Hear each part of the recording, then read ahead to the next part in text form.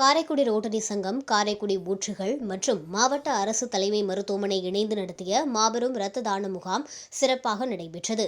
காரைக்குடி கண்ணதாசன் மணிமண்டபத்தில் நடைபெற்ற இந்த முகாமில் ஏராளமானோர் கலந்து கொண்டு இரத்த தானம் செய்தனர். இரத்த தான முகாம் சிறப்பாக நடைபெற்றது. இது நடைபெற்றதில் 70க்கும் மேற்பட்டோர் இரத்த தானம் வழங்கினர்.